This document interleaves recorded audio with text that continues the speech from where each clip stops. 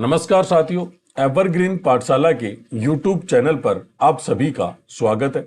Indian geography में हम भारत के भौतिक प्रदेशों का अध्ययन कर रहे थे। भारत के भौतिक प्रदेशों की जो हमारी पहली क्लास हुई थी उसमें हमने हिमालय की उत्पत्ति के बारे में पढ़ा और हिमालय का सामान्य परिचय पढ़ा। आज हम पढ़ेंगे हिमालय के उत्पत्ति के सिद्धांत। क्या पढ़ेंगे? हिमालय के उत्पत्ति के सिद्धांत। हेडिंग डाल लीजिए आप।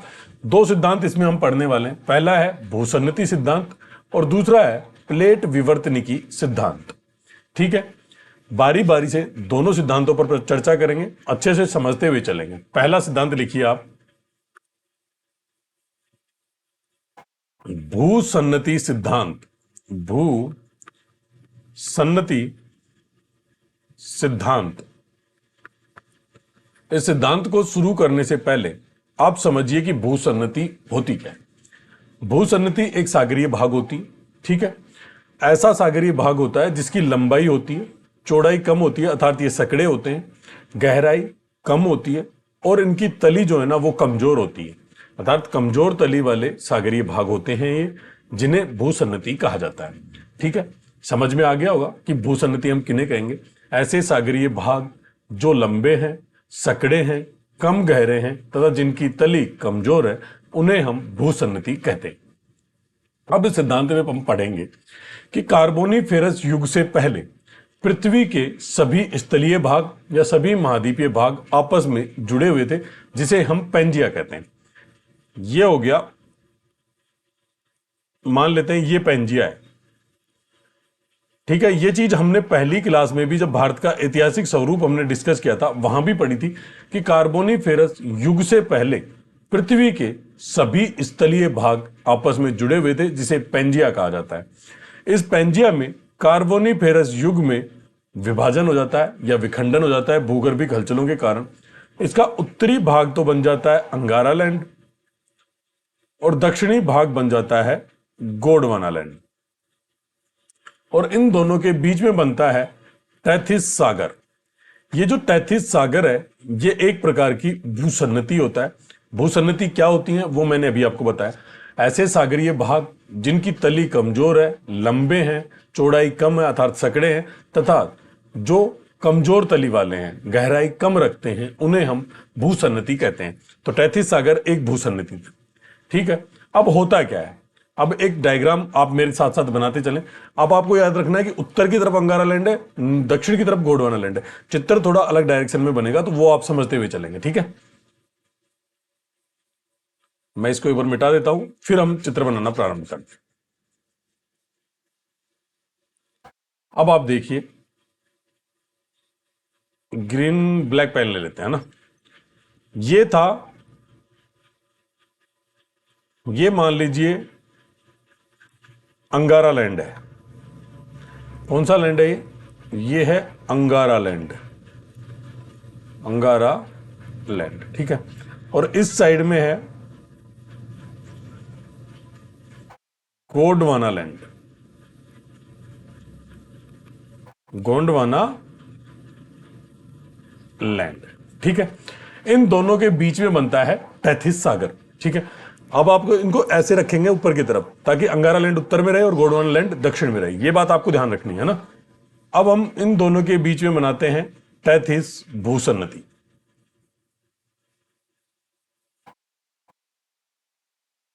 बार थोड़ा, ये बन गया तैथिस सागर।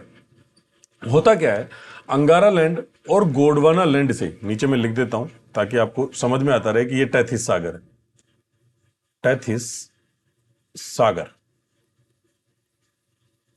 अब अंगारा लैंड और गोंडवाना लैंड दोनों से नदियां निकलती हैं। यहां से नदियां निकल रही हैं, मैं ऐसे ही बनाऊंगा, आगे उसमें खराब नहीं करूंगा।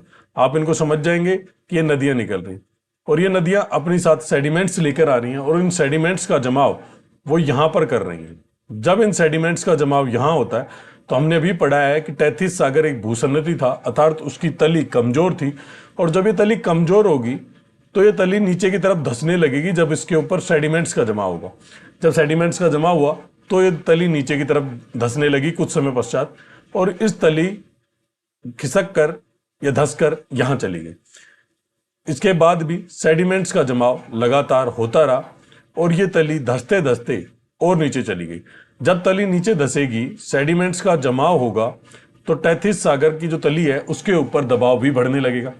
ठीक है, ये तली आगे बढ़कर यहां पहुंची, ये तली नीचे की तरफ धंस रही है, ये सेडिमेंट्स के जमाव हो रहे हैं, ये चीज आपको समझते हुए चलनी है। ये सेडिमेंट्स का जमाव होते हुए नीचे की तरफ चल रही हैं। ये लो, मैं यहां पर बना देता हूं कि तली नीचे की तरफ धंस रही है। इसी प्रकार से टैथिस सागर की जो तली थी वो नीचे की तरफ धंसने लगी, उसके ऊपर विभिन्न प्रकार के दबाव पड़ने लगे। एक तो सेडिमेंट्स का जमाव, कुछ और दबाव भी थे जिसके कारण टैथिस सागर की तली पर दबाव की मात्रा बढ़ गई। जब टैथिस सागर की तली में दबाव बढ़ा तो इसमें वलन और मोड़ पड़े और इन वलन और मोड़ के कारण ही हिमालय पर्वत की उत्पत्ति हुई। यह कहता है भूसन्नति सिद्धांत। क्या कहता है कि अंगारा लैंड और गोंडवाना लैंड से नदियां निकली, वो नदियां अपने साथ अवसाद लेकर आई और उन्होंने टैथिस सागर पर सेडिमेंट्स का जमाव किया। सेडिमेंट्स का जमाव जब टैथिस सागर में होता गया तो टैथिस सागर की जो कमजोर तली थी वो नीचे की तरफ धंसने लगी। नीचे धंसते धंसते टैथिस सागर की तली पर दबाव अत्यधिक हो गया। इसके साथ साथ अन्य प्रकार के दबाव भी इस तली पर लग रहे थे, जिसके कारण टैथिस सागर की तली में वलन और मोड़ पड़ गए, जिसके कारण हिमालय पर्वत की उत्पत्ति हुई। यह कहता है भूसन्नति सिद्धांत। ठीक है, आपको ये सारी चीजें याद रखनी है। अब एक एक पॉइंट को हम लिख लेते हैं, फिर पढ़ेंगे कोबर का भूसन्नति सिद्धांत। इसमें भी कोबर महोदय ने एक और भूसन्नति सिद्धांत में कुछ चीजें ऐड की हैं, वो भी हम पढ़ेंगे। अभी हम भूसन्नति सिद्धांत जो मेन है वो पढ़ लेते हैं। पहला बिंदु लिखेंगे आप भूसन्नति। भूसन्नति लिखें लंबे लंबे सकड़े कम गहरे, लंबे सकड़े कम गहरे व कमजोर तली वाले, कमजोर तली वाले कमजोर तली वाले सागरीय भाग को, कमजोर तली वाले सागरीय भाग को, कमजोर तली वाले सागरीय भाग को भूसन्नति कहते हैं। भूसन्नति कहते हैं। भूसन्नति कहते हैं। अब दूसरा पॉइंट लिखें, कार्बोनीफेरस युग में, कार्बोनीफेरस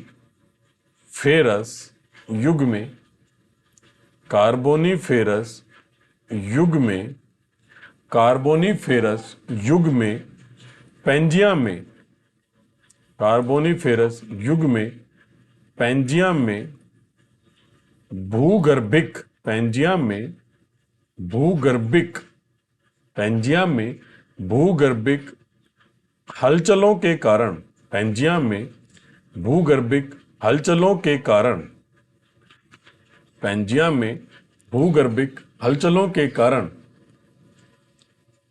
पैंजिया का विखंडन हो गया, पैंजिया का विखंडन हो गया, पैंजिया का विखंडन हो गया। दो बिंदु हो गए। तीसरा बिंदु लिखेंगे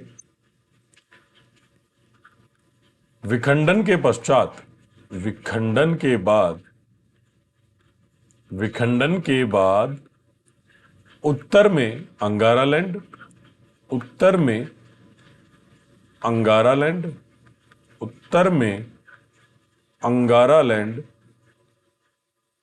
तथा दक्षिण में, तथा दक्षिण में, तथा दक्षिण में गोंडवाना लैंड, दक्षिण में गोंडवाना लैंड का निर्माण हुआ या का निर्माण हुआ, का निर्माण हुआ, का निर्माण हुआ तथा इन दोनों के बीच में, तथा इन दोनों के बीच में, तथा इन दोनों के बीच में टैथिस सागर, टैथिस सागर, और यहीं ओब्लिक में लिख लेंगे भूसन्नति। टैथिस सागर या टैथिस भूसन्नति का निर्माण हुआ, का निर्माण हुआ। ठीक है, या बना। इन दोनों के बीच में टैथिस भूसागर बना या टैथिस भूसन्नति बना, ये भी आप लिख सकते हैं, का निर्माण हुआ, ये भी लिख सकते हैं, दोनों चीजें सही। अब होता क्या है, इसके बाद होता है अंगारालैंड, अंगारालैंड, अंगारालैंड व गोंडवानालैंड, अंगारालैंड व गोंडवानालैंड से, अंगारालैंड व गोंडवानालैंड से निकलने वाली, अंगारालैंड व गोंडवानालैंड से निकलने वाली, आप साथ साथ नोट करते हुए चलें, मैं नोट्स भी बनवाते हुए चल रहा हूं। नोट्स जब आप खुद के बनाएंगे तो ज्यादा अच्छे से चीजें याद रहेंगी आपके। ठीक है, तो मेरे साथ साथ ही आप लिखते चले, अंगारालैंड व गोंडवानालैंड से निकलने वाली नदियों के द्वारा अपने साथ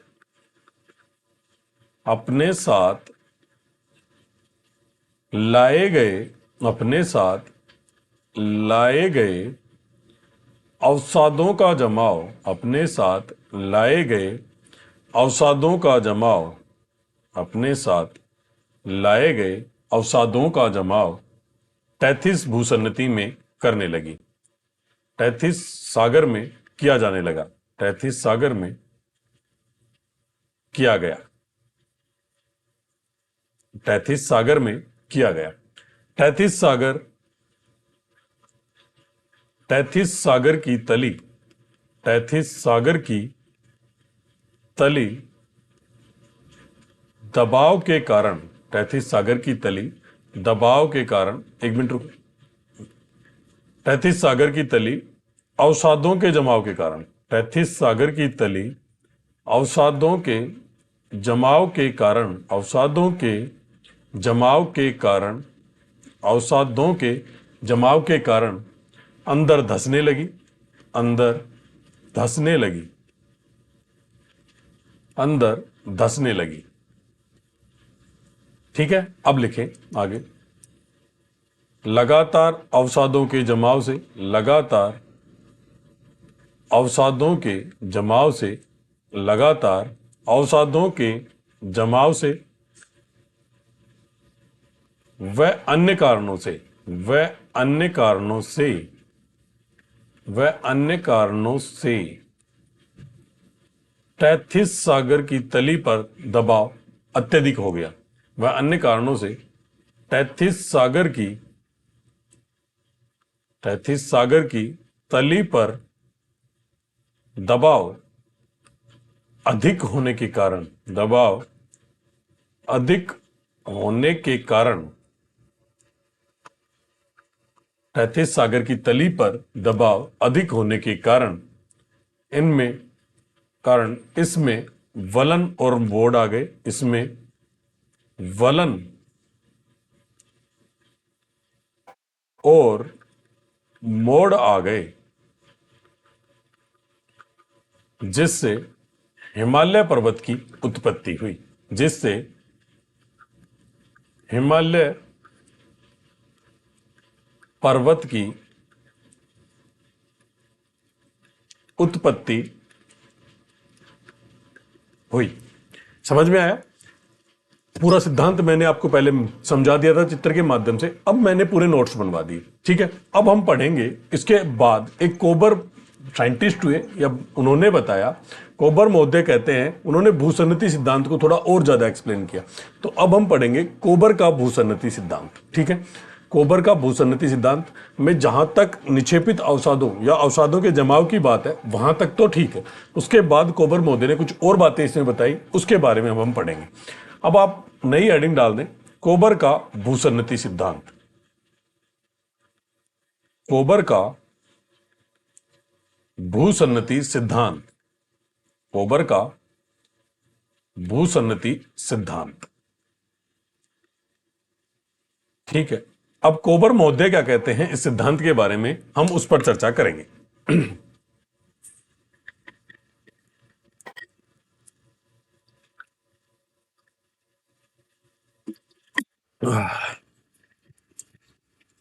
कोबर मोदे कहते हैं कि ये जो तली थी या ये जो सागर था, एक बार दोबारा हम चित्र बना लेते हैं, रेड पेन से बना लेते हैं इस बार हम। ये बना लिया मैंने अंगारा लैंड। ये तो है अंगारा लैंड। ऐसा ही कुछ चित्र हमने बनाया था जब भूसन्नति सिद्धांत पढ़ा था उसमें। और ये है गोंडवाना लैंड।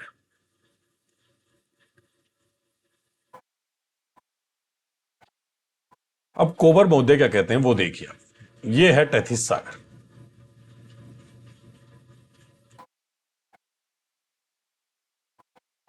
टेथिस सागर, इसमें ये सेडिमेंट्स का जमाव मैं कर देता हूं। ये तली धसकर नीचे आ गई है, ये सेडिमेंट्स का मैंने इसमें जमाव कर दी। कोबर मोदे जो अपने सिद्धांतों में कहते हैं वो ये कहते हैं कि जो भूसन्नति होती है ना, उस भूसन्नति के दोनों ओर के जो भाग होते हैं उनके द्वारा भूसन्नति पर दबाव डाला जाता है। कि अंगारा, जैसे अंगारा लैंड, गोंडवाना लैंड को आप छोड़ दीजिए, अभी ये सभी भूसन्नतियों के बारे में बात कर रहा है पहले तो, फिर बाद में काम आएगा। वो कहता है कि जैसे ये भूसन्नति है, इसके दोनों तरफ से इसके ऊपर दबाव पड़ता है, और जब दोनों तरफ से इसके ऊपर दबाव पड़ेगा तो इसमें वलन आएंगे और इसी से मोड़दार पर्वतों की उत्पत्ति होगी, इसी से बनेंगे मोड़दार पर्वत। यह कहता है कोबर महाशय। कोबर कहता है कि जब भूसन्नति के ऊपर दोनों तरफ से, भूसन्नति के ऊपर, एक बार इसी चित्र को मैं मिटा देता हूं ताकि आप अच्छे समझ पाए। टेथिस सागर ने लिखे, यहां पे लिख ले भूसन्नति और दोनों तरफ लिखे स्थलीय भाग। ठीक है, फिर बाद में बना लेंगे अपन दोबारा यही चित्र। बाकी दोनों चित्र आपके काम के हैं, वो आप बनाएंगे। ठीक है, ये है भूसन्नति, भूसन्नति, स्थलीय भाग, और ये भी है स्थलीय भाग। अब कोबर मोदे क्या कहते हैं? कोबर मोदे कहते हैं जब ये भूसन्नति है और इस भूसन्नति के भाग के जो स्थलीय भाग हैं वो जब अंदर की तरफ इसके ऊपर दबाव डालेंगे या अंदर की तरफ जब खिसकना शुरू करेंगे या सरकना शुरू करेंगे, एक दूसरे के निकट आना शुरू करेंगे, तो इस भूसन्नति पर दबाव पड़ेगा। जब इस भूसन्नति पर दबाव पड़ेगा तो ये भूसन्नति में वलन आएंगे, और उस वलन से ये जो तटीय भाग है ना, जैसे ये भूसन्नति का तटीय भाग है, ये मैंने सेडिमेंट्स और बना दिए इसमें, इस तटीय भाग पर तो आ जाएंगे वलन। ये वलन आकर यहां तो बन जाएगा पर्वत, इन दोनों साइडों में पर्वतों का निर्माण हो जाएगा। दबाव के कारण यहां बन गए पर्वत, जैसे मान लो ये ऊंचे ऊंचे पर्वत बन गए, ये ऊंचे ऊंचे पर्वतों का निर्माण हो गया, और इसके बीच के जो ये वाला भाग है ना, ये समतल उच्च भूमि के रूप में बचा रह जाएगा। ये रह गई समतल उच्च भूमि, समतल उच्च भूमि। ये कहना चाहता है कोबर मोदे। कोबर मोदे क्या कहता है कि भूसन्नति के दोनों तरफ दबाव पड़ने के कारण मोड़दार पर्वतों की उत्पत्ति होती है। ये तो वही सिद्धांत हो गया जो भूसन्नतियों की बात, भूसन्नति सिद्धांत था। इसके बाद कोबर मोदे क्या कहता है कि दोनों अग्रदेश, जैसे दोनों तरफ जो स्थलीय सीमा है या स्थलीय जो प्रदेश हैं वो अंदर की तरफ खिसकते हैं, उनके द्वारा संपीड़न, जो अवसादों में संपीड़नात्मक बल होता है उसके कारण अवसादों में वलन हो जाता है, और वलन से इनके जो तटीय भाग होते हैं ना, वहां तो बन जाता है पर्वत, और बीच के जो भाग बच गए उसमें बनता है समतल उच्च पिंड, जिसे कोबर मोदे मध्य पिंड के नाम से जानते हैं। ये जो भाग है ना, ये कहलाता है मध्य पिंड। ये है मध्य पिंड। एक बार दोबारा समझिए। कोबर मोदे कहता है कि जब ये दोनों स्थलीय भाग अंदर की तरफ सरकेंगे, कैसे? ये इस तरफ सरक रहा है, निकट सरक रहे हैं एक दूसरे के, सरकने या सरक, इन दोनों के निकट सरकने के कारण ये जो टेथिस सागर के अवसाद हैं, ये अवसाद, इनमें होता है वलन, इनके ऊपर पड़ता है दबाव, संपीड़नात्मक बल लगने के कारण इन अवसादों में आ जाता है वलन, और वलन से जो तटीय भाग है ना, ये तटीय भाग जो है इस पर तो बन जाता है पर्वत, और जब ये टेथिस सागर के बीच वाले जो भाग बनते हैं, बीच का जो मध्य वाला जो भाग होता है वो एक समतल उच्च भूमि के रूप में ऊपर उठ जाता है। इस भाग को कहते हैं मध्य पिंड। समझ गए? ये बात आपको याद रखनी है। क्या याद रखना है? कि दोनों स्थलीय भाग या दोनों अग्र देशों के नजदीक या निकट सरकने पर जो टैथिस जब जो भूसन्नति होती है उस पर दबाव की मात्रा बढ़ती है। दबाव की मात्रा बढ़ने के कारण अवसादों में संपीड़नात्मक बल लगता है और उसके कारण जो तट पर तो बन जाते हैं वलित और मोड़दार पर्वत, और बीच वाला जो भाग होता है उसमें बनता है समतल उच्च भूमि, जिसे मध्य पिंड के रूप में जाना जाता है। यह कहता है कोबर का भूसन्नति सिद्धांत। ये चित्र आप बनाएं तो भी ठीक है। अब दूसरा चित्र बनाएंगे अपन हिमालय की उत्पत्ति के लिए, ठीक है, वो आपको जरूर बनाना है, वो आप नोट डाउन करेंगे। ये देखो, ये बना दिया मैंने अंगारा लैंड, ठीक है, और ये बना दिया मैंने गोंडवाना लैंड।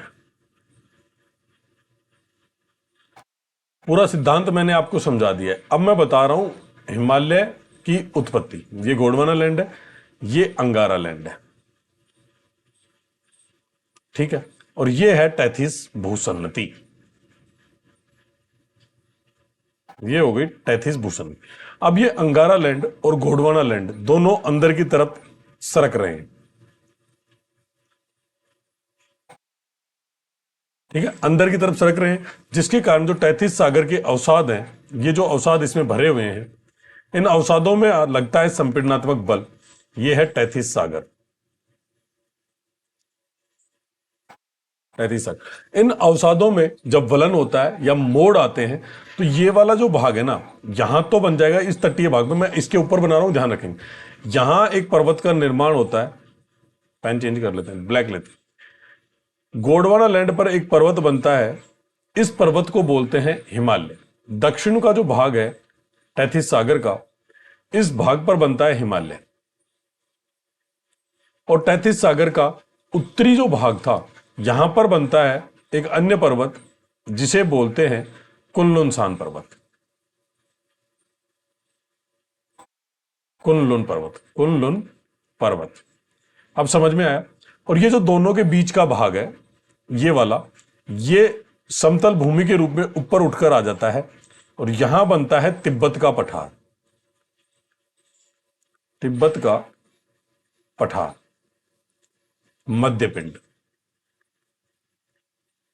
समझ में आया। ये कहना चाह रहा है कि जब अंगारा लैंड और गोंडवाना लैंड अंदर की तरफ सरकते हैं, तो टैथिस सागर के अवसादों में संपीड़नात्मक बल लगता है, जिसके कारण उनमें वलन और मोड़ आते हैं। तो जो तटीय क्षेत्र होता है ना, वहां तो बन जाते हैं पर्वत, और जो मध्य भाग होता है वो बन जाता है समतल उच्च भूमि, ठीक है। तो जब टैथिस सागर के उत्तरी तटीय भाग पर वलन आता है, तो वहां तो बनता है कुनलुन पर्वत, और जैसे अंगारा लैंड के तट के पास जो आएगा, और जो दक्षिणी भाग में वलन आएगा तटीय भाग में, वहां बनेगा हिमालय गोंडवाना लैंड के पास। बीच का जो भाग बच गया वो समतल उच्च भूमि के रूप में ऊपर उठ जाएगा, और वहां बनेगा तिब्बत का पठार। अर्थात मध्य भाग में वलन नहीं आता है, ये समतल उच्च भूमि के रूप में ऊपर उठ जाता है। यहां बनता है तिब्बत का पठार, जो कि मध्य पिंड का भाग है। यह कहता है कोबर का भूसन्नति सिद्धांत। समझ में आ गया होगा।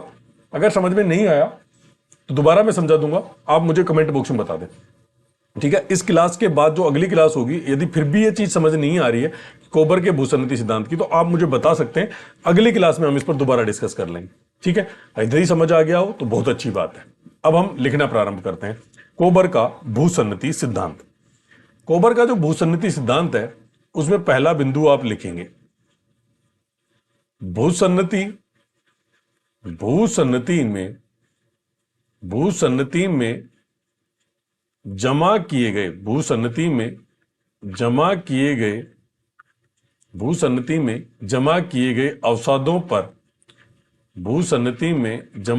गए अवसादों पर दोनों ओर से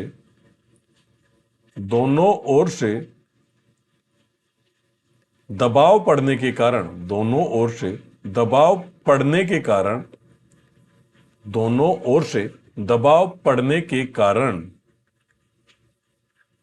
मोड़दार पर्वतों की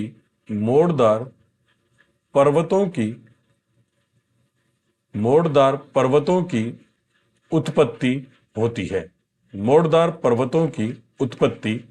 होती है। ठीक है। जो पहला चित्र बनाया था उसके लिए ये पॉइंट है, पहले वाले चित्र के लिए, ठीक है। अब पैराग्राफ चेंज करके लिखेंगे अग्र देशों का मतलब जो दोनों तरफ जो स्थलीय भाग है उनकी बात कर रहे हैं हम। अग्र प्रदेशों के अग्र प्रदेशों के दबाव के कारण, अग्र प्रदेशों के दबाव के कारण, अग्र प्रदेशों के दबाव के कारण तटीय भाग पर, तटीय भाग पर वलन से, तटीय भाग पर वलन से पर्वतों का निर्माण होता है। तटीय भाग पर वलन से पर्वतों का निर्माण होता है, पर्वतों का निर्माण होता है। तटीय भाग पर वलन से पर्वतों का निर्माण होता है तथा मध्य भाग, तथा बीच का भाग या मध्य भाग, समतल उच्च भूमि के रूप में, तथा मध्य भाग समतल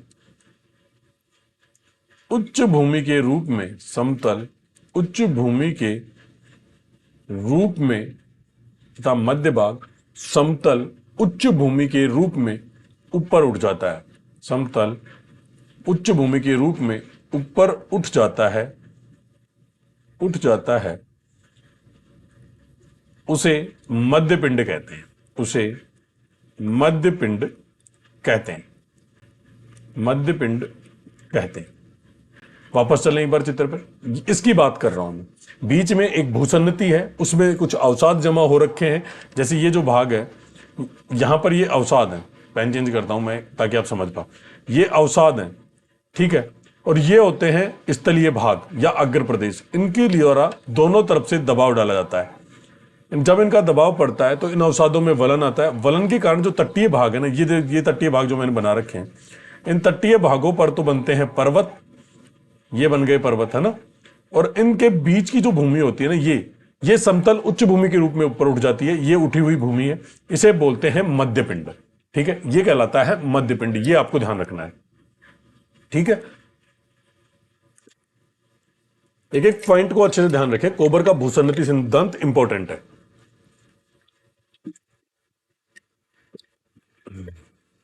आगे चलते हैं।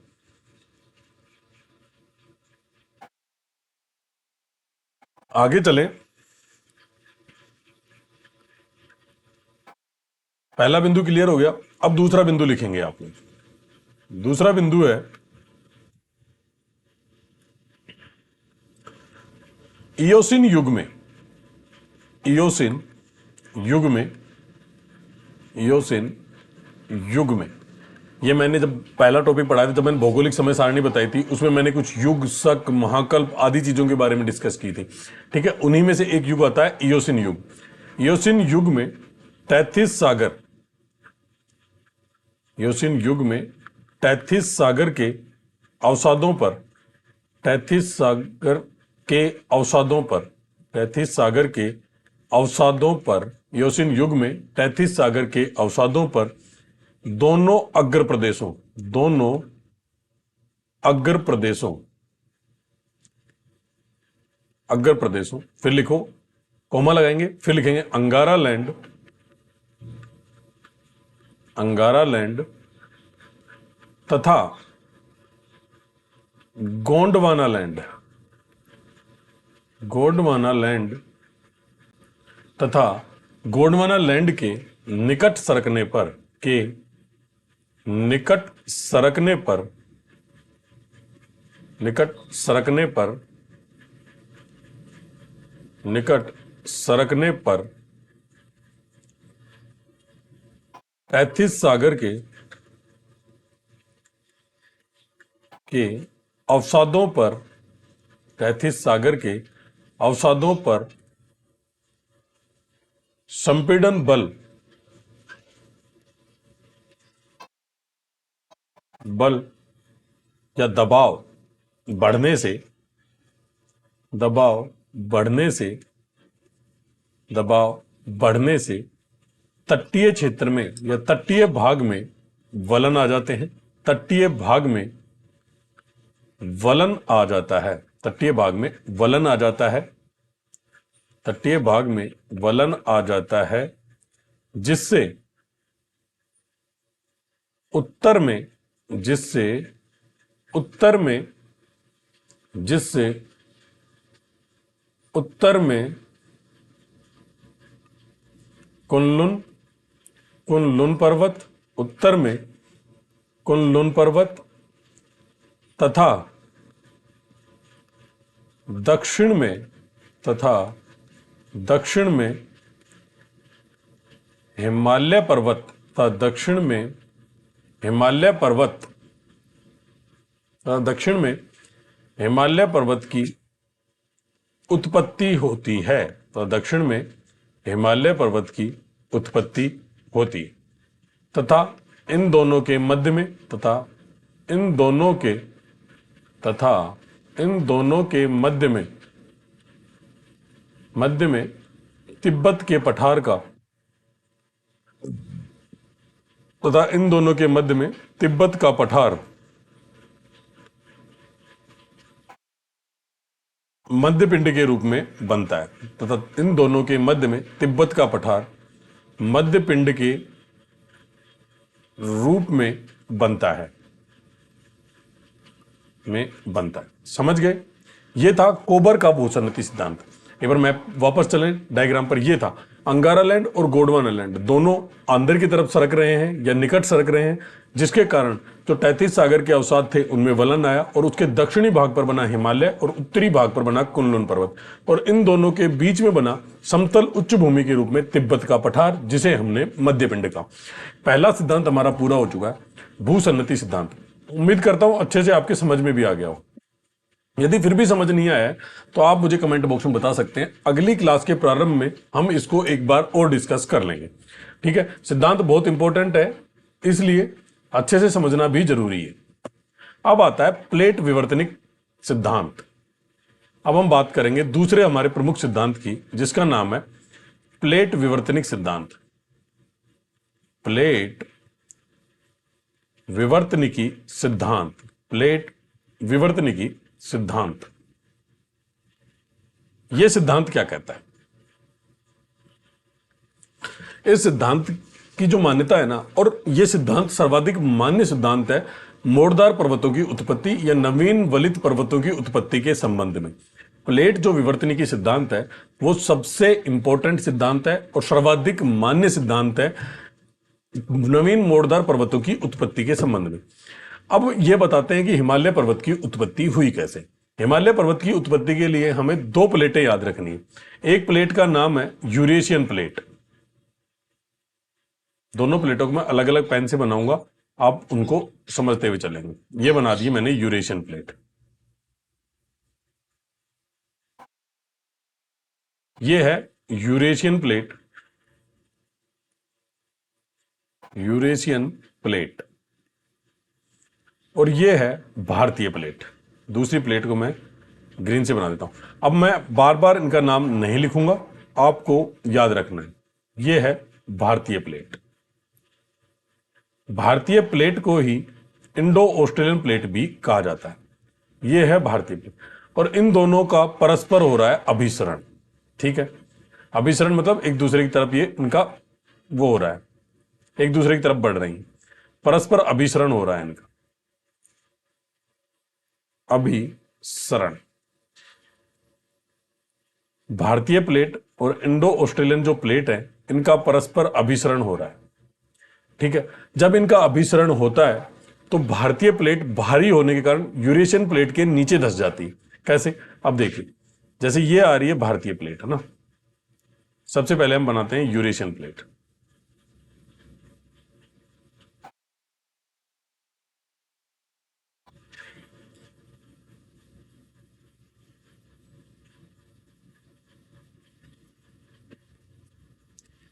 सही ढंग से नहीं बन रहा, एक बार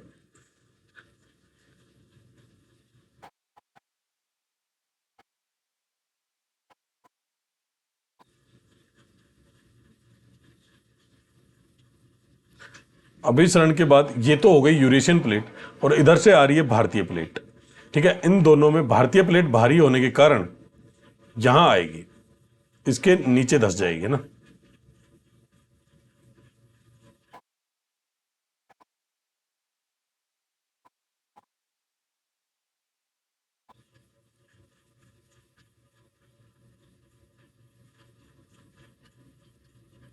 ये हो गई भारतीय प्लेट। इन दोनों के बीच में एक महाद्वीपीय खाई बन जाएगी, ये बन गई खाई, और इस खाई की जो अवसादी चट्टानें होंगी, इन अवसादी चट्टानों में आएगा वलन। इन अवसादी चट्टानों में वलन के कारण बनेगा हिमालय पर्वत। समझ गए? इससे बनेगा नवीन वलित मोड़दार पर्वत, नवीन वलित पर्वत, नवीन मोड़दार पर्वत। इससे होगा हिमालय की उत्पत्ति। क्या मतलब है? यूरेशियन प्लेट और भारतीय प्लेट के परस्पर अभिसरण के कारण भारतीय प्लेट भारी होने के कारण यूरेशियन प्लेट के नीचे धंस जाती है, जिससे महाद्वीपीय खाई का निर्माण होता है। उसमें उपस्थित अवसादी चट्टानों में वलन के कारण, किसके कारण? वलन के कारण बनता है हिमालय पर्वत। ठीक है, यह बात आपको याद रखनी है। अब इस सिद्धांत में दो ही चित्र आपको याद रखने, मैंने बता दिया। ये तो हो गई यूरेशियन प्लेट। एक बार दोबारा हम यहां भी नाम लिख देते हैं ताकि आपको याद रहे। यूरेशियन प्लेट और ये हो गई भारतीय प्लेट। भारतीय प्लेट। उम्मीद करता हूं कि पूरा समझ आ गया होगा। अच्छे से समझना, यूरेशियन प्लेट हल्की है और भारतीय प्लेट भारी। एंड भारतीय प्लेट को ही इंडो ऑस्ट्रेलियन प्लेट बोला जाता है। भारतीय प्लेट यूरेशियन प्लेट के नीचे धंस जाती है, ऐसे धंसेगी। जैसे ये यूरेशियन प्लेट है, ये भारतीय प्लेट है, ये ऐसे धंस जाएंगी। यहां पर एक खाई बनेगी, इस खाई में जो अवसादी चट्टानें होंगी उनमें आएगा वलन, और उस वलन से बनेंगे मोड़दार पर्वत, जिसे बोला जाता है हिमालय। ठीक है, यह सिद्धांत है प्लेट विवर्तनिकी सिद्धांत। ठीक है, इसमें और कुछ समझने लायक नहीं है। अब लिखना प्रारंभ कीजिए। पहला बिंदु लिखिए, प्लेट विवर्तनिकी सिद्धांत। प्लेट विवर्तनिकी सिद्धांत। प्लेट विवर्तनिकी सिद्धांत। प्लेट विवर्तनिकी सिद्धांत नवीन मोड़दार पर्वतों, नवीन मोड़दार पर्वतों, नवीन मोड़दार पर्वतों की उत्पत्ति के संबंध में, की उत्पत्ति के संबंध में, की उत्पत्ति के संबंध में, की उत्पत्ति के संबंध में सर्वाधिक मान्य सिद्धांत है। सर्वाधिक मान्य सिद्धांत है। ठीक है, अब बात करते हैं हम अगले बिंदु से। यूरेशियन प्लेट, यूरेशियन प्लेट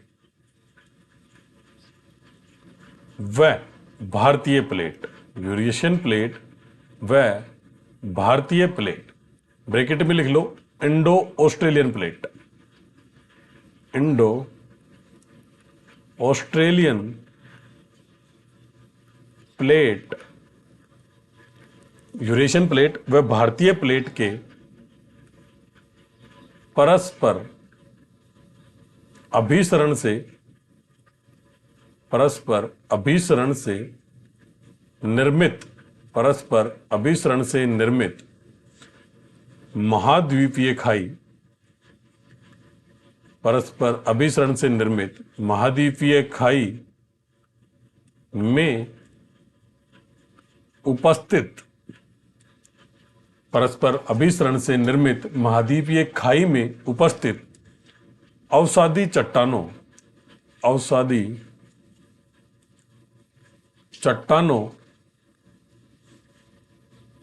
में वलन के कारण, वलन के कारण, में वलन के कारण हिमालय की उत्पत्ति हुई है। हिमालय पर्वत की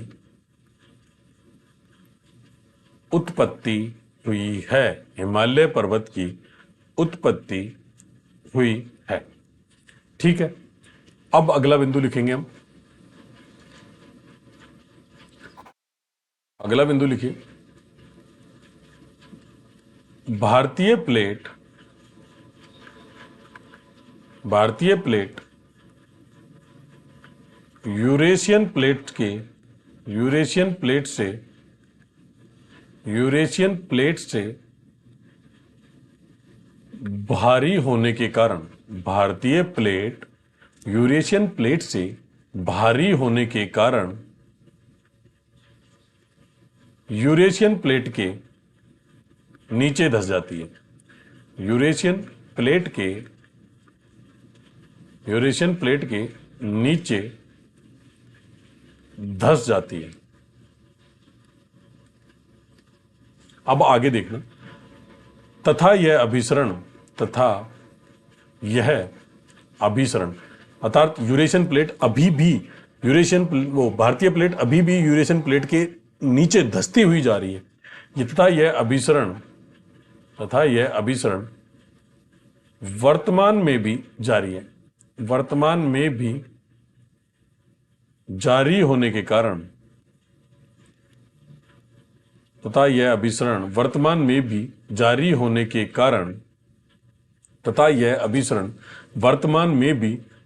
होने के कारण हिमालय की ऊंचाई बढ़ रही है।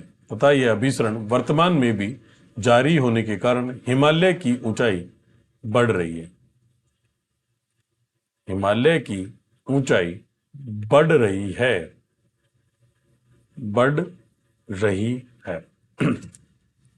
दोनों सिद्धांत अच्छे से हमने पढ़ लिया।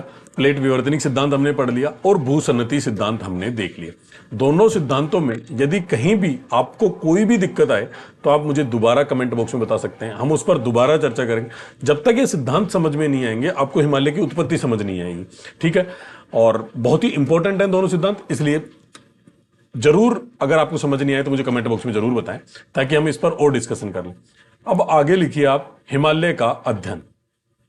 अब हम हिमालय में क्या क्या पढ़ेंगे इसके ऊपर बात करते हैं। हिमालय का अध्ययन। अब ऑब्जेक्टिव पेपर्स के लिए जो क्वेश्चन निकलने की सर्वाधिक संभावना होती है वो इससे आगे के पोर्शन से होती है। हिमालय के अध्ययन में हम 3 चीजें पढ़ेंगे। सबसे पहले पढ़ेंगे हम ट्रांस हिमालय, बाद में पढ़ेंगे मुख्य हिमालय और उसके बाद हम देखेंगे पूर्वांचल हिमालय।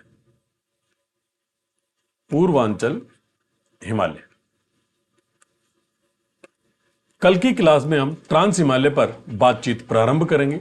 आज की क्लास में इतना ही। यदि वीडियो आपको पसंद आया हो तो अपने दोस्तों के साथ शेयर करें, वीडियो को लाइक करें और चैनल को सब्सक्राइब करें। थैंक यू, धन्यवाद। जल्द मिलते हैं अगली क्लास में।